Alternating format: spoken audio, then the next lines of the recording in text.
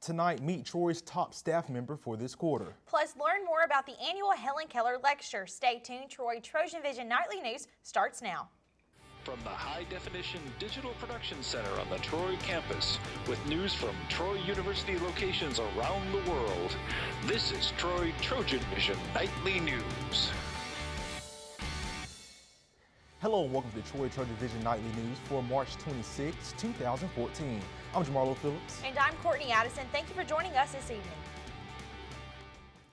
Students have the opportunity to learn how technology has helped people with disabilities and also hear an inspiring message at yesterday's annual Helen Keller Lecture. University had the chance to hear from a man who has overcome many obstacles at a very young age. Anandaya Bhattacharya spoke at the annual Helen Keller Lecture. Bhattacharya was born deaf and later lost his vision, but despite adversity, he always remained positive. I had a dream for success in my life, and I knew I could do it. I knew that I couldn't just sit there and say I couldn't, I can't. So I knew I just had to go ahead and do it, and then that would make me a success. Bhattacharya spoke about how technology has made his life easier. From using the Braille on his iPhone to his GPS, he is able to stay up to date with the world. But even though technology advancements make day-to-day life easier, there are still changes Bhattacharya says could be made. I'm actually test driving or beta testing some drivers for different equipment for people who are deaf and blind, and I'm looking forward to eventually having a car without a driver so I could drive one. Bhattacharya has made many life accomplishments, including graduating college from the University of Arkansas Little Rock with a degree in political science. He added that it's crucial for society to remain open-minded to people with disabilities. And you need to think about everyone. When they go out in their career, they need to think of including everyone, not just people that are like them, but people with disabilities, any type of disability. People with senior citizens. They're going to be serving a variety of people in their job, and if we do that, we'll make the world a better place for everyone. The Helen Keller Lecture is held annually to promote awareness of people who excel in their chosen fields despite physical and or mental limitations. This was the lecture's 19th year. Well, Troy University named its top employee of the quarter this morning. Brenda Johns was named the winner of the Virgil Parks McKinley Award. John works in the controller's office at Troy. The award was presented to Johns at a ceremony this morning in the Trojan Center ballrooms. The McKinley Award is the highest honor Troy gives to a non-faculty staff member, and John says it was an honor to be included among the people who have received the award from the school. New figures show more needs to be done to protect hospital patients from infection. I'm Alexis Christoph.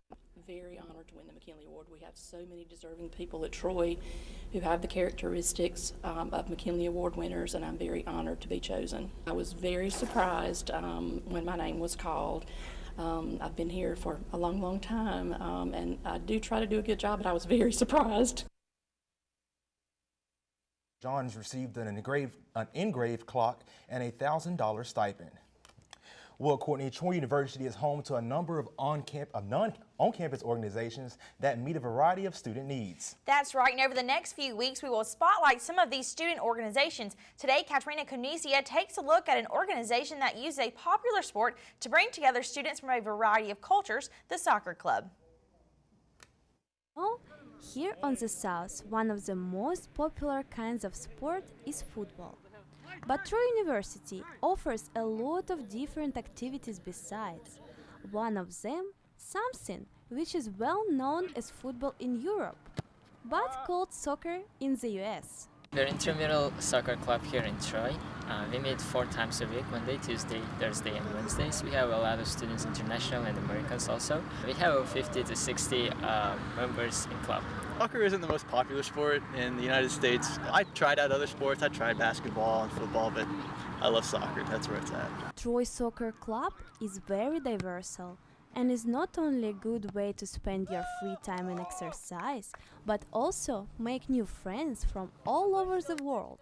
People involved are friendly and always happy to see new members. We have mostly boys, but we also have 15 to 20 girls in here. I knew that Troy was a big international school. I knew that they reached out to a lot of different countries around the world, and so I thought that was really cool, and that I just entertained the thought of going here because I love being around a lot of diverse people and a lot of diverse cultures, and that's why I'm out here playing with so many people from so many different countries. I think it's awesome. Any student can come and join the club, can play here with us. Everybody's welcome. Spring is the best time for outdoor activities, so everyone can come and join soccer club, regardless and for free. Reporting from Troy University, I am Katerina Kunitsina, Troy TrojanVision News. And keep watching throughout the month of March for more of our organization Spotlight series. And now taking a look at news from around the state. Prosecutors in Opelika have asked the jury to recommend a death sentence for an Auburn man convicted of opening fire at a community college. Prosecutors say 37-year-old Thomas Franklin may put many students at risk when he killed his mother-in-law and wounded his estranged wife in 2011. Franklin was convicted yesterday. And out of Montgomery, revenue from Indian-operated gambling in Alabama is no longer growing faster than any other state. An industry report ranks Alabama 4th in revenue growth for 2012 with 10.8%. The previous editions of the report ranked Alabama number 1 from 2008 to 2011.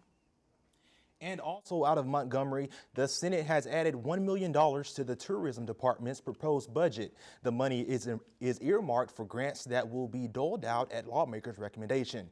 Each House district will get $5,000 and each Senate district will get $15,000 to help distribute. And still to come on Troy TrojanVision Nightly News, the baseball team was in action last night, taking on the Alabama Crimson Tide. Danielle Percival will have the details on that matchup when she joins us with sports. Now Danielle Percival joins us with sports. So Danielle, the baseball team was in action last night against a huge SEC opponent, but how did that game turn out for them? Well, not how Trojan fans would have wanted. They did get off to a good start, and we'll get into a game recap here in sports. Well, the Trojans versus the Crimson Tide in the state of Florida.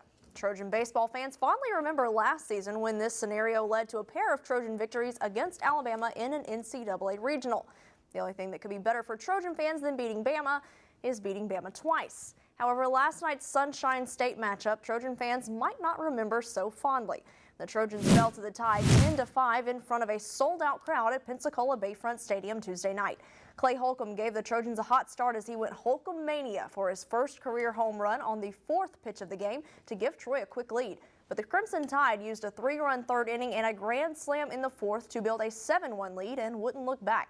William Shell, making his first career start, took the loss after allowing 5 runs, all earned, on 5 hits and 3 walks.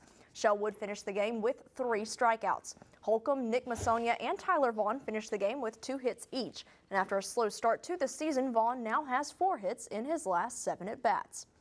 The team will now turn their focus back to conference play as they will travel to Atlanta to take on Georgia State in a 3-game weekend series. That will begin on Friday afternoon at 5.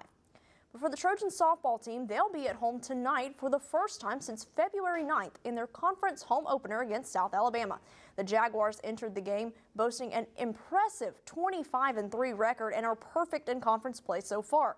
South Alabama is also ranked in the top 15 in both the ESPN USA Softball and USA Today NFCA Coaches Poll. For the Jags, Farish Beard has been dominant on the hill, posting an ERA of .41 and has 140 strikeouts in the book already. The Trojans enter winless in conference play and under 500 overall. The Jaguars do hold the series advantage overall, but Troy is 6-5 against them when playing at home. The Trojans are 2-1 at home this season. Tonight's game is set to begin at 6 p.m. at the newly renovated Troy Softball Complex. Well, after an impressive weekend at the Alabama Relays, Jordan Landberg on the track and field team was honored by the conference as the Sun Belt Conference Male Track Athlete of the Week. Over the weekend, Landberg ran the second fastest time in Division I this season in the 400 meters with a time of 46.84 seconds. And that time moved him to 3rd all-time in Troy's history behind George Bullard and legendary Coach O, Charles Oliver. Landberg was also a member of 3 relay events at the Alabama Relays. The 4x100 team placed second with a time of 40.61 seconds, the fastest time in the conference this year, and the 4x400 team moved into second in the Sun Belt. The track and field team will not be competing this weekend, but will return to action on the weekend of April 4th at the Tiger Track Classic in Auburn. But track and field was not the only sport to receive conference recognition. The Troy tennis teams swept the weekly conference awards with Gabriel Shaka Diaz and Trang Hyun winning male and female tennis athletes of the week respectively.